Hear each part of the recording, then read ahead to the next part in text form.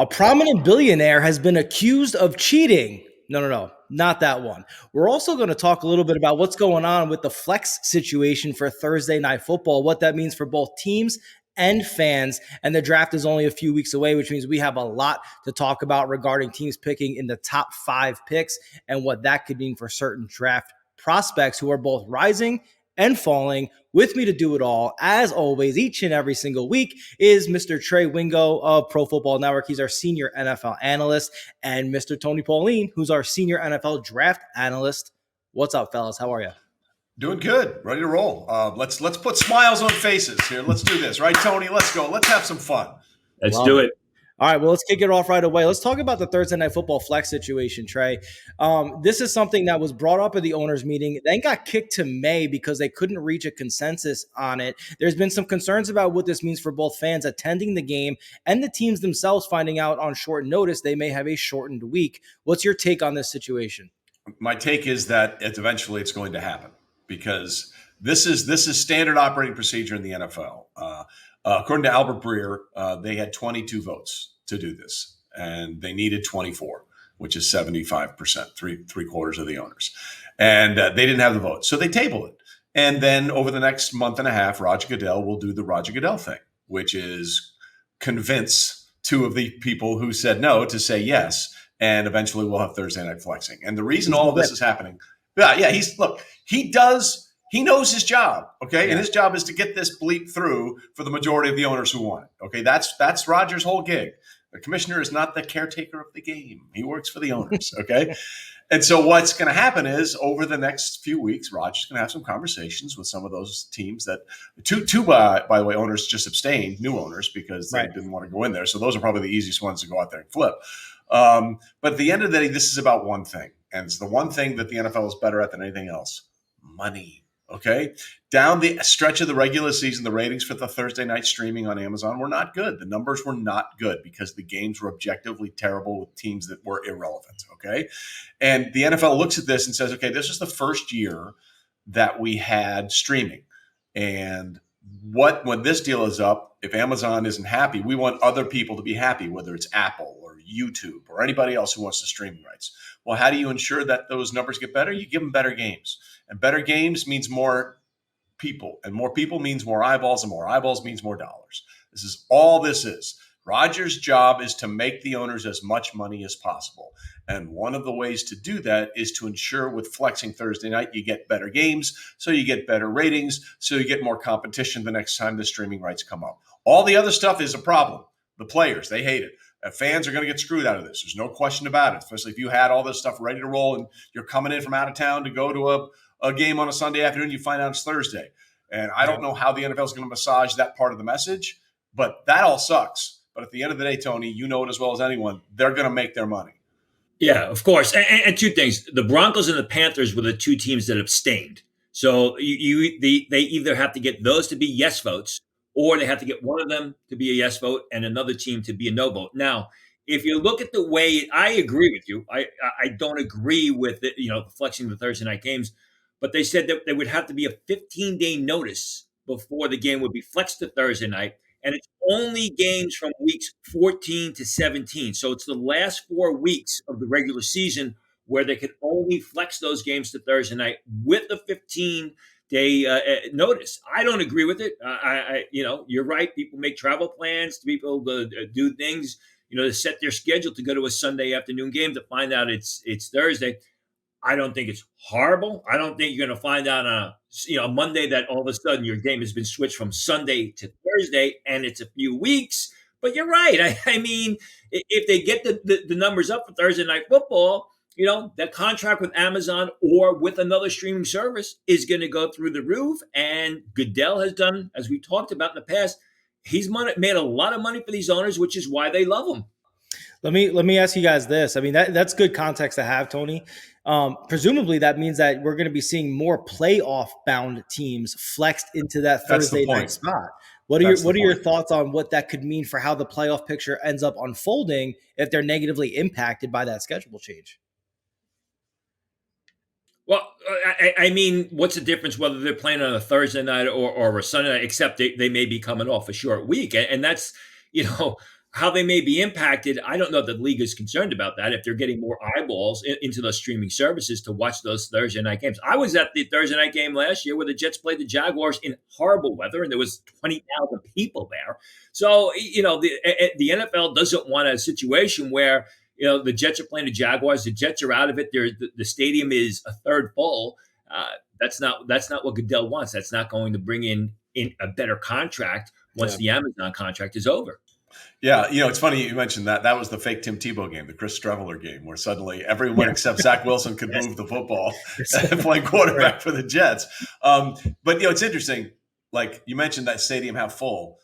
The NFL experience is better on TV anyway. Like I know people love going to games, and I get that, but most of us consume it watching it, not being there. And it's such a better product watching it from your couch, unless you have a bunch of guys that you go with all the games and you sit together and you do all this sort of ritualistic stuff. The NFL knows that's where their finances are. Like that's where their money is. As bad as some of those optics are from the crowds, all they will care about is how many people are watching it from their couch. Yeah. And that's the bigger picture. That's the bigger play for them. It really is. It'll be interesting to see how that transition of fandom is. Do we start to see less and less full stadiums? And does the NFL really care? Although we start to see these monolith stadiums being built, for some of these new teams. So it's definitely a delicate balance the teams are trying to fix. Another delicate balance that seems to be happening. We had a bombshell report come out from ESPN yesterday that Cardinals owner Michael Bidwell is being accused by a former team executive of cheating, among other things like intolerant behavior and abusive behavior. This is a pretty big deal, even though it's happening to a franchise not a lot of people maybe care about. But this is a pretty big deal across the league, especially coming off the heels of the Stephen Ross Miami Dolphins tampering issue. Trey, what are your thoughts on this situation? And is it as big a deal as it sounds initially?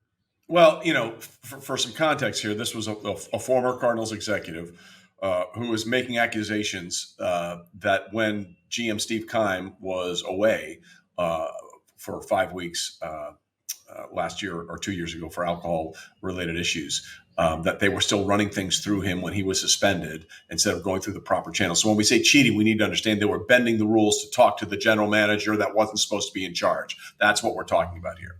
First of all, all the burner cell phones, and he still has the cell phones. And the Bidwells, of course, have said, no, none of this is true. He's just a disgruntled former employee. The truth is usually always somewhere in the middle. Nothing would surprise me with the Arizona Cardinals. They are a disaster. I mean, they are a disaster of a franchise. Think about it. In 2021, they went to the playoffs with Cliff Kingsbury as their head coach, Steve Keim as their GM, and Kyler Murray as a franchise quarterback. Think about everything that's happened to this franchise since they lost that game wild card weekend to the Rams, okay? They had the disaster of the Kyler Murray contract with the study clause, and they decided to take out of that contract. And they said, well, Trey, that provided us a good couple of weeks worth of content every time. No, we appreciate the content. We're happy. Thank you, We're happy. Arizona. Thank you. We appreciate you guys for being a train wreck. Thank you so much. But then they said, well, we didn't really need it. You don't put that in there unless you think you need it. Okay. I had a Cardinal executive text me, trust, but verify.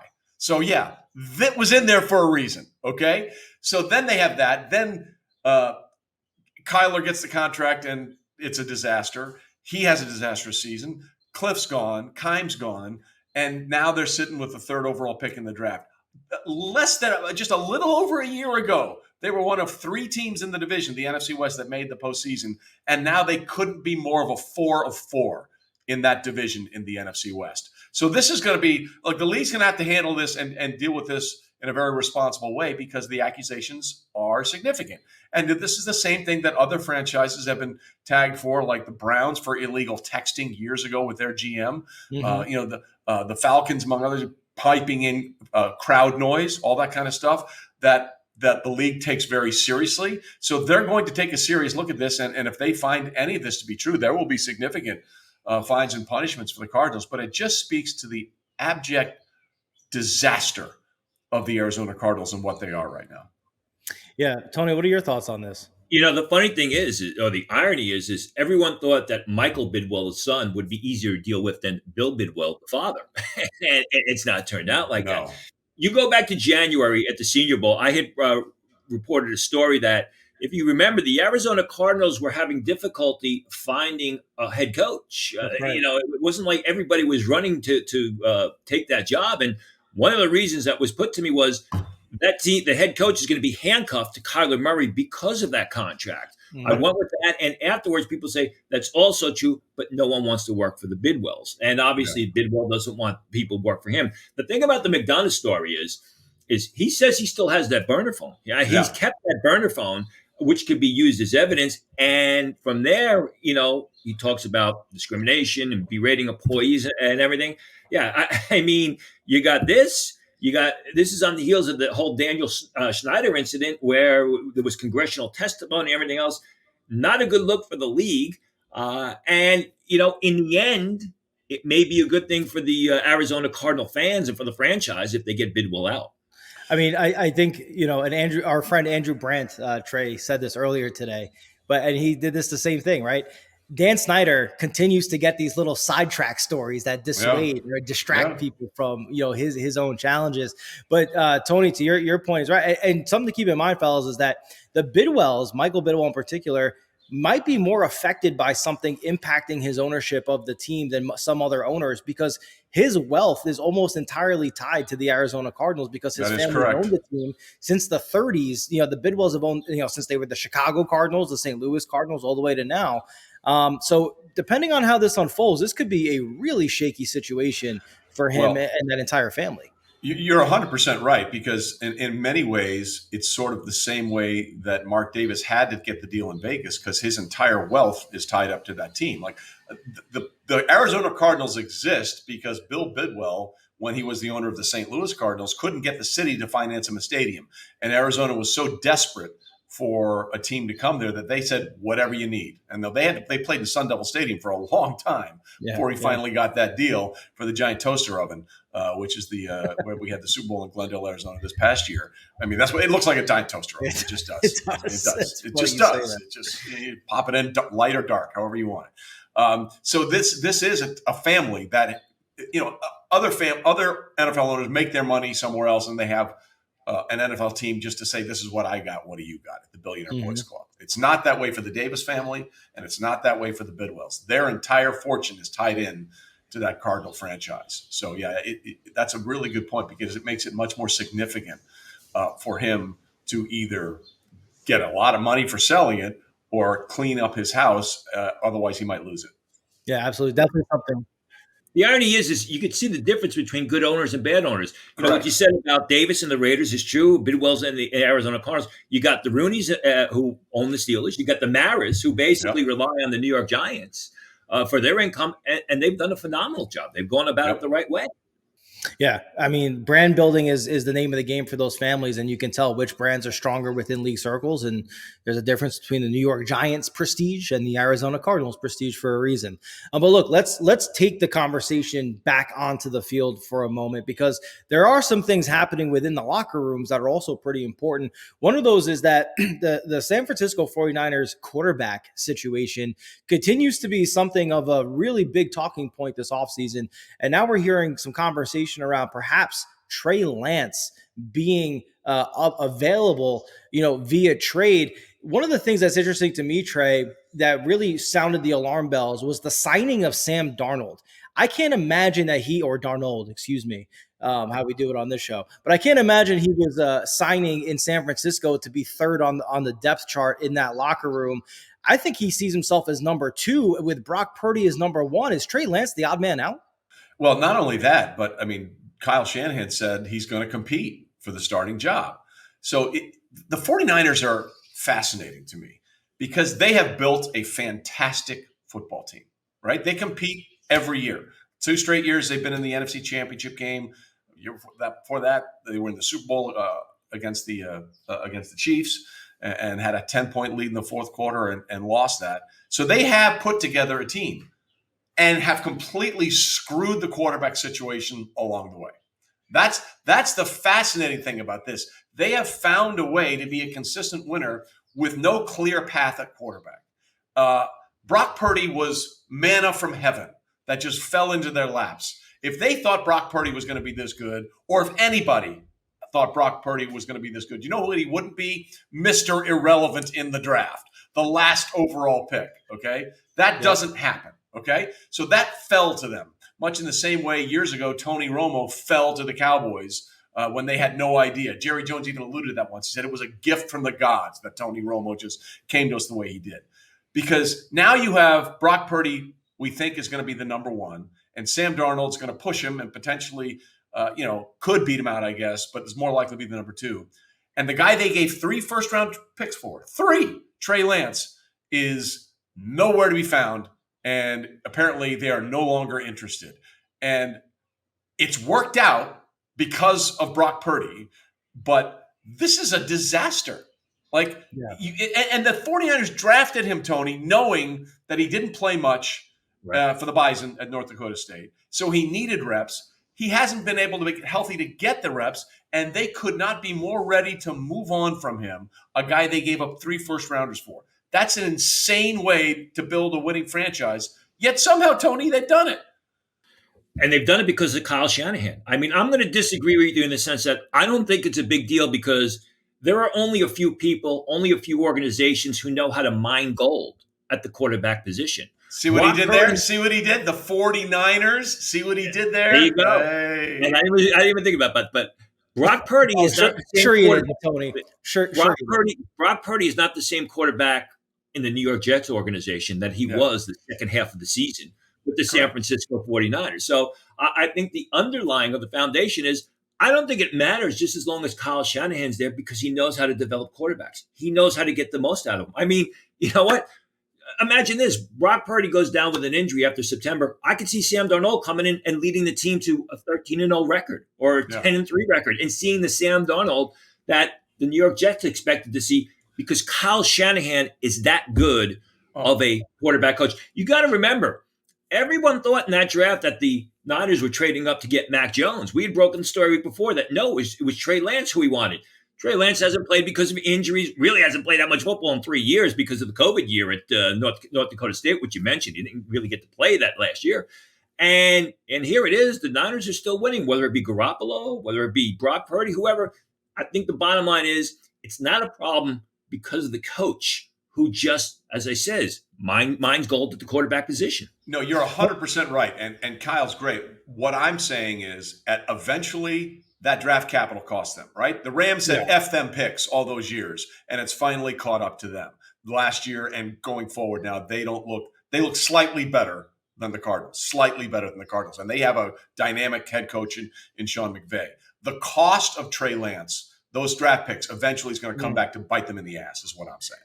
Is part of this, Trey, you mentioned that they've been competitive. They have a championship quality roster around the quarterback position. Yeah. You mentioned that Trey Lance needs the reps. How much of this is the window on that roster is closing sooner rather than later? We don't have time now to develop Lance because we lost those 2 years.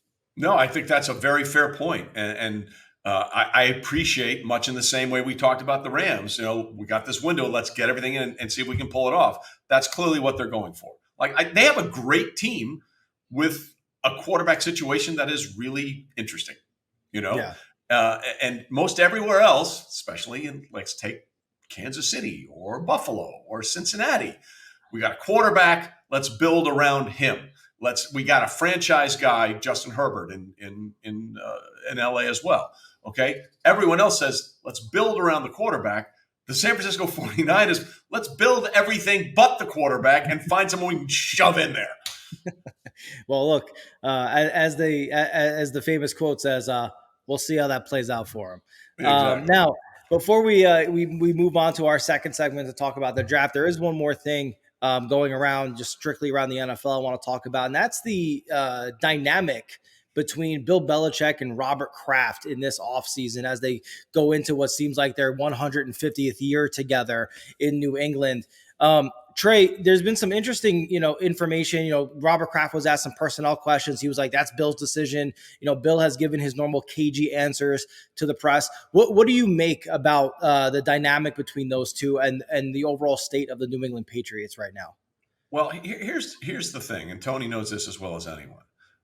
the New England Patriots are in a very unusual situation right now. For years, that division was theirs to be taken however they wanted it, whenever they wanted it, by any means they wanted to do it by. All the other teams stunk, okay? And it was a free pass to a home playoff game, and we'll find a way to go through the postseason. Now, I'm not saying the Patriots weren't very good. The division was terrible. It was a terrible division. When Aaron Rodgers goes to the Jets, and yes, Aaron Rodgers will go to the Jets, the Patriots are, any way you look at it, the fourth best team in the AFC East. They're the fourth best team in the AFC East. Robert Kraft is not used to looking up at not only other teams in the NFL, but every other team in his division. Okay? Mm-hmm. I believe that Bill is 18 wins shy, might be 19, of passing Don Shula for the most wins in the history of the NFL, the winningest coach of all time. If he doesn't turn it around this year, I'm not sure he gets those wins as the New England Patriots head coach. That would be monumental, Trey. That would be huge to shake that up before that. Tony, there's just little snippets you hear, right, coming from Robert. And there's been divisiveness between them before, but they had Brady, so it all worked. And, one time, there were a couple of times that Bill was ready to move on from Tom, and Kraft said, no, we're not doing that. And that's the one time where Robert and the family really sort of took that football control away. But think about it. In the 3 years, Tony, post-Brady, losing record during the COVID year, 10-7 max rookie year, get thrashed in the wild card round by your division rivals, Buffalo, and then losing record this year, don't make the postseason. There are a lot of people in New England that are very anxious about the future of the New England Patriots. And that's why Bill gave that the last 25 years answer, which is the most bizarre un-Bill Belichick thing ever. They need to win this year, Tony, to stabilize the situation. And I don't think they're going to. I mean, listen, welcome to the real world of the NFL. Things came so easy for them, and they got so spoiled because they were, like you said, it was a easy run through the AFC East, and they were in the Super Bowl, winning more times than not, and now they have to face the reality of the situation. So, it's going to be interesting to see, you have to think, like Tom Brady, the end is near for Bill Belichick. I don't say that to be mean. He's had a great run, but, as Neil Young says, it's better to burn out than fade away. I mean, at what point in time do you cut the cord and say, okay, it's time to move on with Bill O'Brien? If you had a Neil Young lyric on your bingo card, make sure that it's covered up. But I mean, think about what Tony just said, though. Like, it's completely accurate and a rational thought process. It's just hard for people who have seen this last 25 years to get there. But it makes sense. Like, all of this, if Bill doesn't find a way to win in a very, very difficult division this year, most any other situation, they would be like, hey, it's been 4 years of basic, outside of one wild card appearance. So thanks, but we're going to move on now. And it's just the idea that it would be Bill with the Patriots and everything else they've accomplished. That is the hard thing to wrap around. The logic about it makes all the sense in the world. It's just the context of it being Bill frickin' Belichick is what is having people have conniption fits. Well, look, they could look no further than their own division in the Miami Dolphins years post Dan Marino, leading to Jimmy Johnson and Don Shula. I mean, not that they've accomplished what Bill and Tom and the Patriots did, but this natural slide back down to reality from the peak of the mountain is natural when your Hall of Fame quarterback leaves. The question is, as we've been asking and talking about, is how much more can Robert Kraft put up with it? And if he fires Bill Belichick or Bill Belichick leaves before getting Don Shula's record, that would be, I think, for me as a fan, I would love to get your thoughts on this, guys. Like, that would be sad because I think that's a football moment we've been anticipating for a long time. Do you agree with that? Tony, you go first. Would it be sad? I mean, it would be disappointing, but everything's got to come to an end. All good things got to come to an end, and Belichick has had a great run, as did Brady.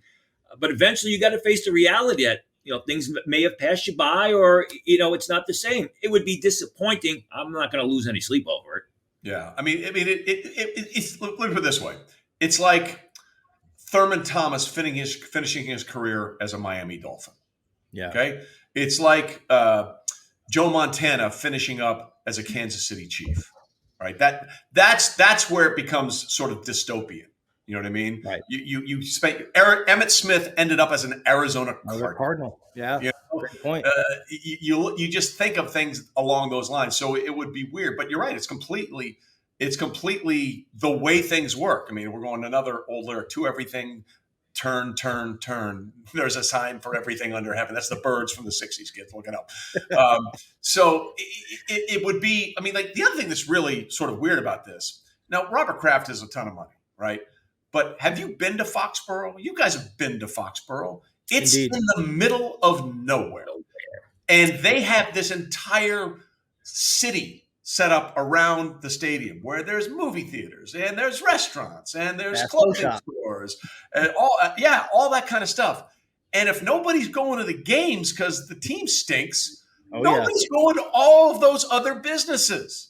So there is a commerce element to this that I think Robert Kraft also realizes. Like, we got to not only get people in the seats, we got to get people to spend at the other places that are all around this stadium, because there's no other reason to be in Foxborough. Yeah. To be clear, whatever you think Boston is, Foxborough is the opposite of that. In fact, the peoples whose residences line the highway to the stadium will offer you to park your car in their personal driveways. If parking fills up. It's that kind of place. But absolutely right. That the economic impact locally cannot be overstated for sure. I mean, these are all things that need to be considered by Robert Kraft, and we'll definitely keep our eyes on it. If anyone could turn it around, it's probably Bill Belichick. But this is a position we've really never seen him in before. Look, before we get to our second segment, want to make sure we pay the bills by throwing some shout outs to our great friends. The good thing is that there is still a ton of action going around the sports world, and you can get involved with Caesar Sportsbook over at Caesars.com. Go there and place your first wager, or you can do that in the Caesars app. If you lose, you're going to get 100% of your bet back risk-free and get it back to you as a free bet, and that's on any bet up to $1,250. Win or lose, you'll also get 1,000 reward credits and 1,000 tier credits, and those are exclusive benefits from the Caesar Sportsbook app to be used at multiple Caesars locations across the United States. Redeem this offer that we're talking about. It's in the comments. Redeem it with promo code PFNCZR. Do that at Caesars.com. Do that in the Caesars app. Super simple, PFNCZR. The other thing I want to talk about is fantasy, because fantasy season is ongoing and everlasting at Underdog Fantasy, especially with their best ball tournaments. Start drafting now, today, this moment, and get up to $100 deposit bonus when you use promo code PFN at sign up. UnderdogFantasy.com or the Underdog Fantasy app. Use code PFN at sign up and get your $100 deposit bonus. Okay, fellas, let's go on to segment 2. And this is where we're going to kind of shift gears a little bit, talk more about the NFL draft. And Tony, this is where you shine because you're always hearing a lot of things before anybody else is. And that's the value you bring to not just the show, but Pro Football Network as a whole. I want to ask you about Jalen Carter. You and I were together in Indianapolis for the NFL Scouting Combine when the news broke of Jalen Carter's impending arrest warrant.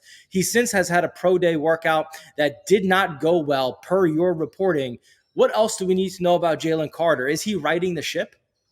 Not at all. I mean, his agent made an announcement last week that Carter's not going to visit or meet with any teams that draft outside the top 10.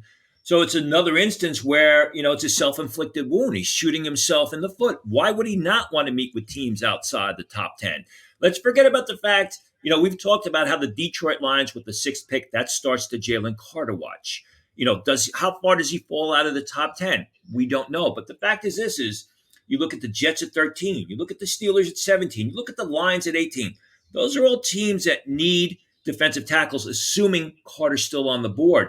It's not only those teams may not want to, select him if he falls, but what about trading up? You look at Atlanta at 8, you look at the Philadelphia Eagles at 10. Howie Roseman likes to move around. If a team like the Jets, who need a defensive tackle, see Jalen Carter sliding down draft boards, and Carter has not agreed to meet with them, and they don't have the information they want, the Jets aren't going to make a move up to get Jalen Carter. There's some history here. Back in 1989, there was a receiver out of Michigan State by the name of Andre Rison, who was a highly rated player. Yeah. And what happened was Andre Rison was projected as a top 8 pick. And Andre Rison declined to meet with teams or work out for teams that are outside the top 8. He was telling them, I'm not going to be there when you select, so I'm not going to meet with you. Andre Rison ended up as the 22nd pick of the draft that year, because what happened is from picks 9 to 22, he wouldn't work out with the teams. He wouldn't meet with them. Finally came to the point where the Indianapolis Colts said, well, the reward outweighs the risk, so we're going to take him. Now, we are in a different era. We're in a completely different era, but still, I mean, you're not going to meet with the teams. It's not that he's going to not only going to maybe potentially slide down, but no team that needs a defensive tackle is going to really burn the bones to move up and potentially select them.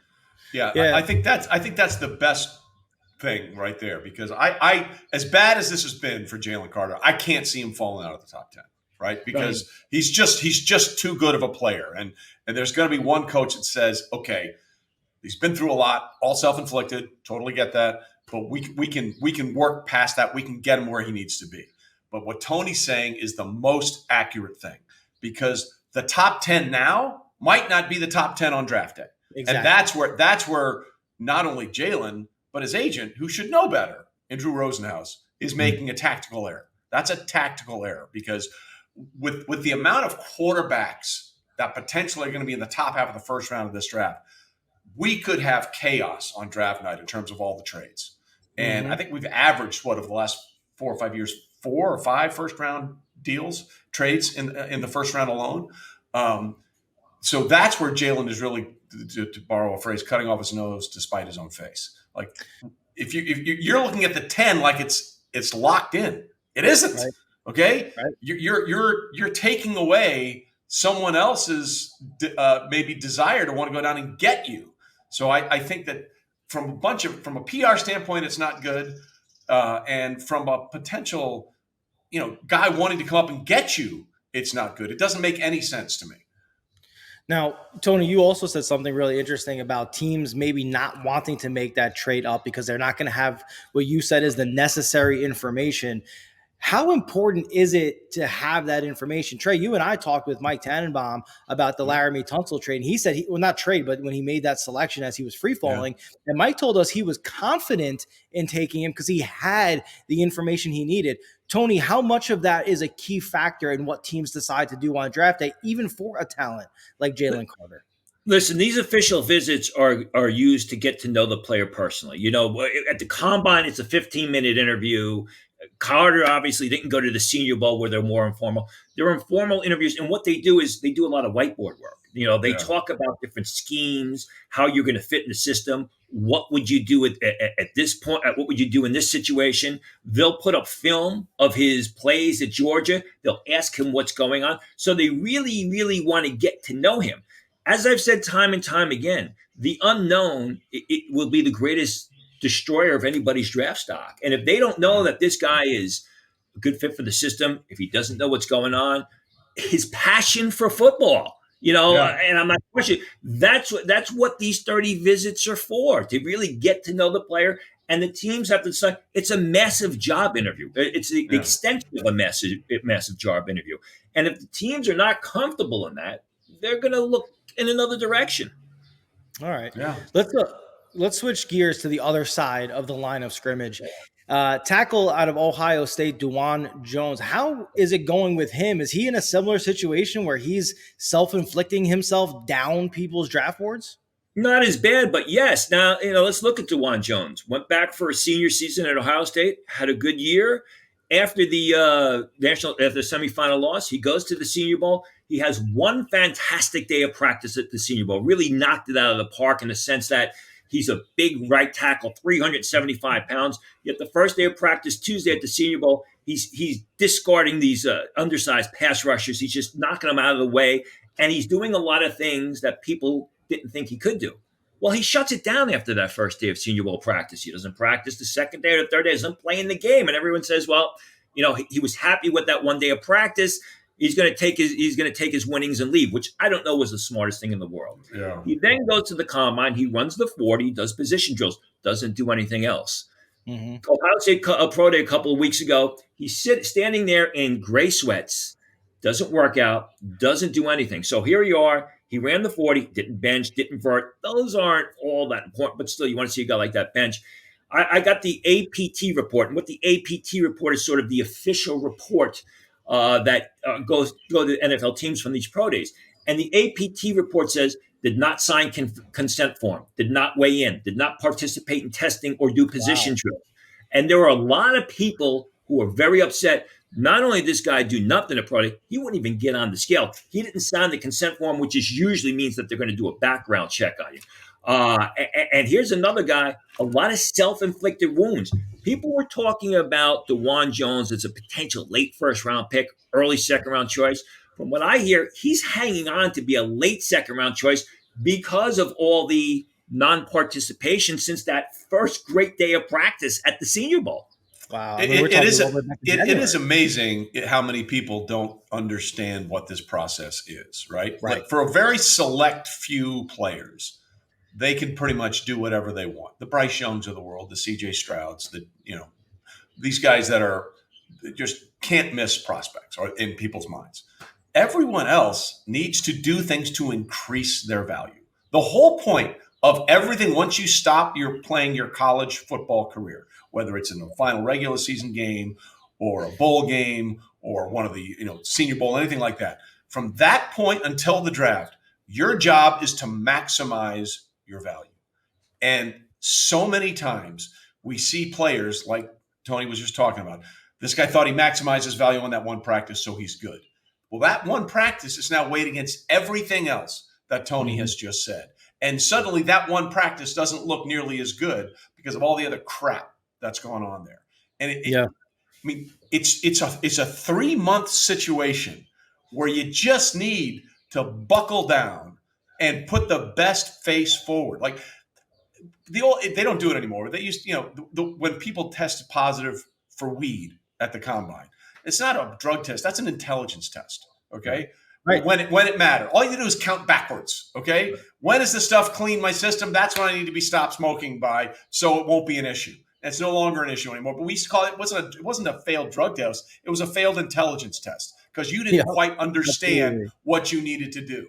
And it sounds like this is the same situation with this guy. You should be maximizing your value. Instead, he's minimizing it, and it's going to cost him come draft day because of his draft position. It's a 3-month job interview process is what it is, where millions and millions of dollars are on the line. And what Trey said about the marijuana test is it's true. It's almost like driving in a 55-mile-an-hour zone and knowing there's a cop a half a mile down the road, but you're going to drive 75 miles an hour regardless. Exactly.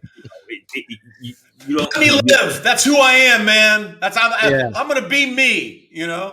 So dumb. It's funny because it brings to mind the old adage that we use in coaching all the time, which is if you're not getting better, you're getting worse, right? Yeah. And on top of like what you said, Trey, where he's weighing the one, teams are weighing the one practice that he did against everything else he didn't do. They're also weighing the one practice that he did against everything else that everybody else did to increase their value. That's exactly right. So he may think, well, I didn't do it, so I couldn't have gotten worse. Well, you got worse because everybody else around you got better, and that could be a huge impact for him. Absolutely. And you look at the other side of the coin is there's a kid from Tennessee, right tackle named Darnell Wright, who people have fallen in love with, and really, you come out of the Senior Bowl and most people had Dawand Jones ahead of Darnell Wright, and because of what Darnell Wright has done right. And because of what Dawand Jones has done wrong, they're moving in the opposite direction.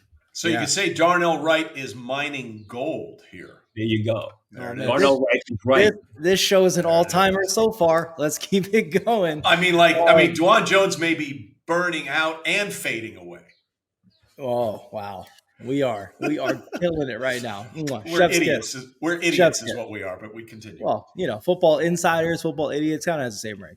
All right, listen, Dawand Jones, we talked about Jalen Carter, by the way, for a long time as being a potential number 1 overall pick. Well, now the Carolina Panthers guys are sitting in that number 1 pick slot. All thoughts are that they're going to go with a quarterback.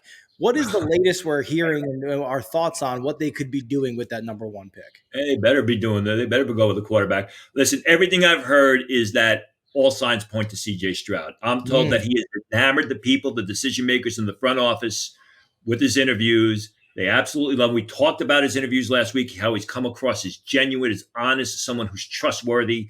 I'm told that Frank Reich still has a bit of Anthony Richardson alike. He sees the Anthony Richardson, he sees the size, he sees the athleticism, the arm strength, and he projects that down the road as to what he can do with Anthony Richardson. I think, and again, I know a lot of people have talked about Bryce Young, not heard a lot about that. And I'd be interested to hear what Trey says on the inside. It's just a matter of, is Frank Reich, the head coach, going to make a big argument, going to make a big stink that he wants Anthony Richardson? Everything else I hear from the front office is CJ Stroud, and primarily because of the job interview, the interviews he's done in that job interview process. He's really enamored himself to Scott Fitterer, the owners, and everybody else. When I hear the Anthony Richardson talk, I don't know what to make of it, because this guy is such a prospect. Okay, look, he's a freak show.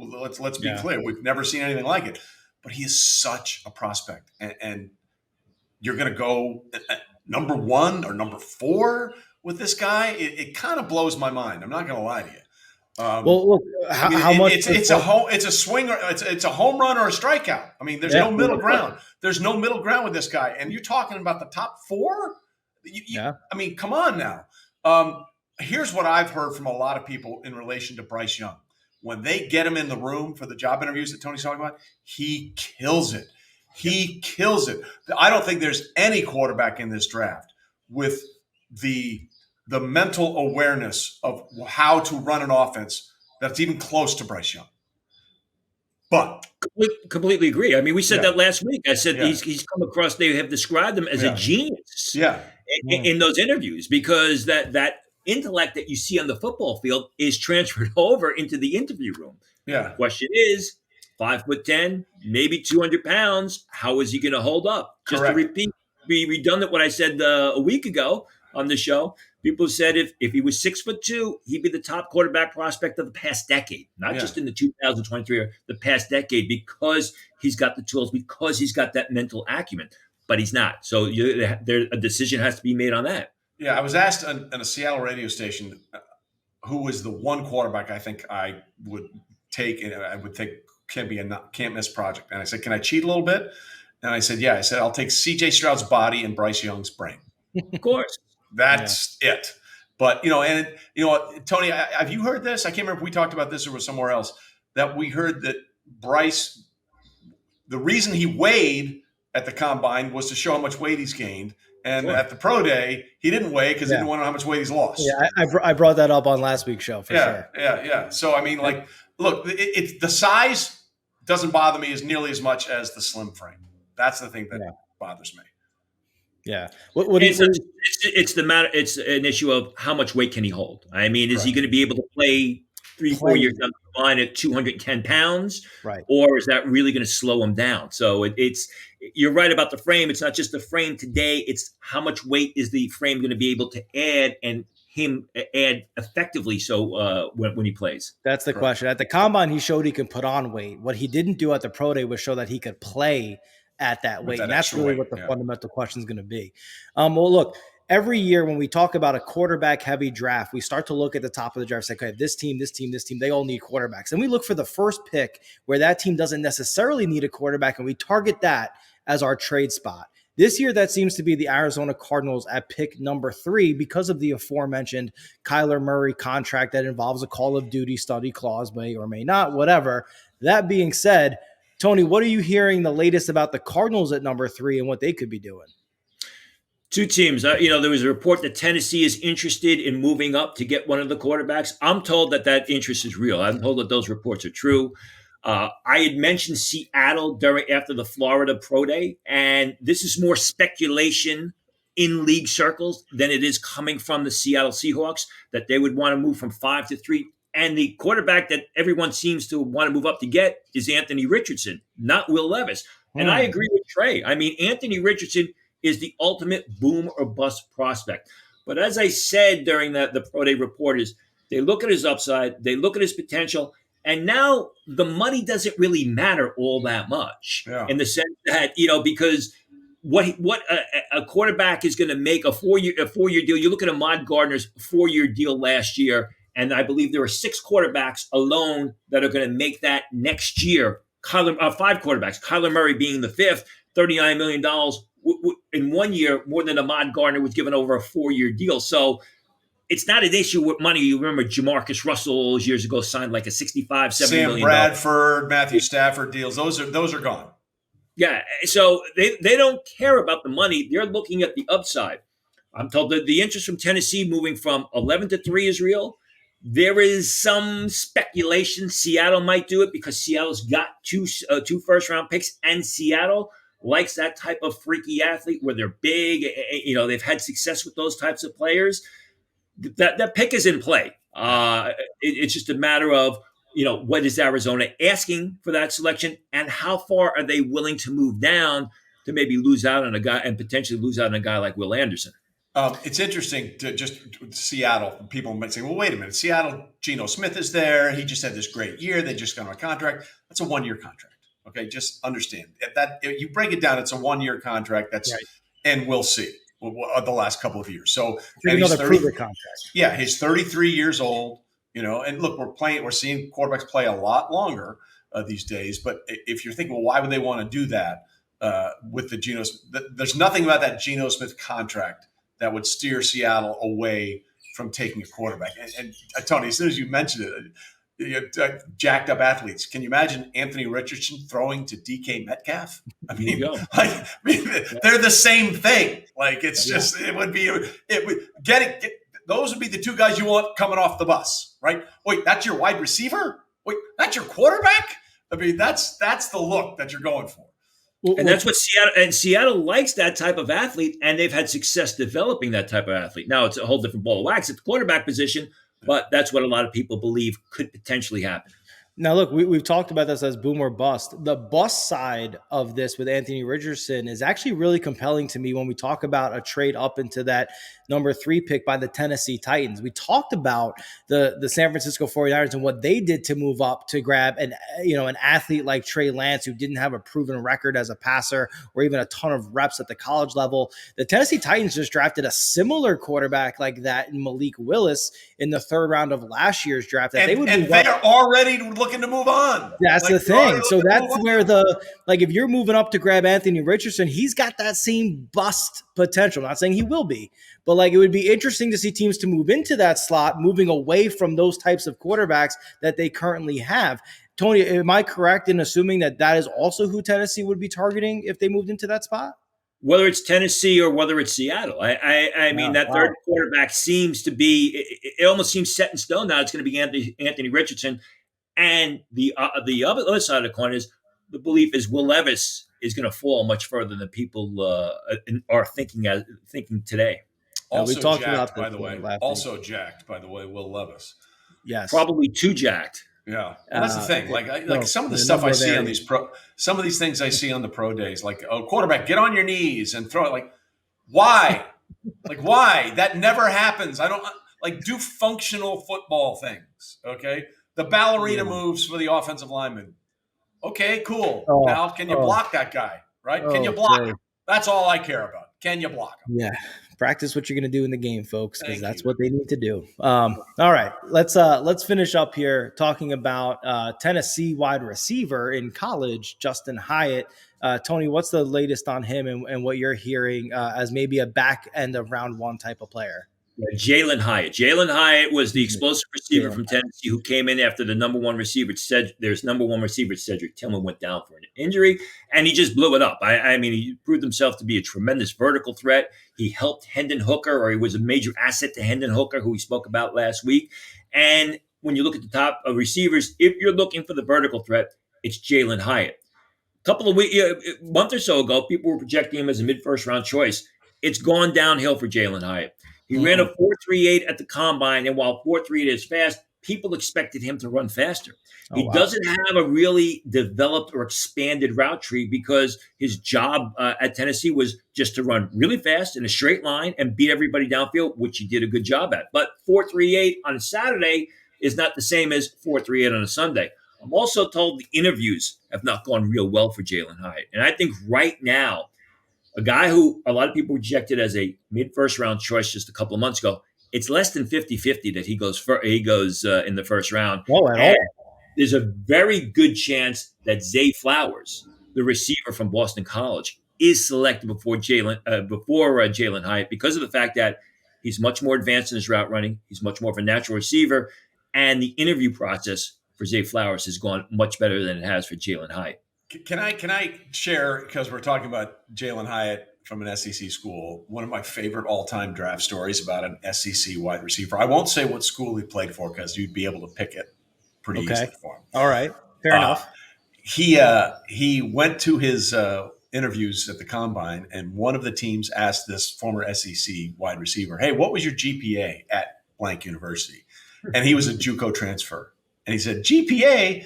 Man, I didn't even buy books." Okay. And then this was when the draft was still in New York, and this same SEC wide receiver from a university I will not name because it'll be very easy to sort of whittle down who it is. We bring him in for these pre-draft interviews, and he's looking around Radio City Music Hall, and he says, "Man, they built this for the draft." Oh, okay. Yeah. Yes. Radio City Music Hall was built just then for you. So you never know what you're going to get when you get him in the room. That's all I'm saying. Well, It's true. highlighting the importance of the official visits that Tony talked about earlier. Exactly. Listen, we did about 80 interviews. We did close to 80 interviews at the Shrine Game with players, and some of those interviews were fantastic. Muhammad Ibrahim of Minnesota. There was just some great interviews.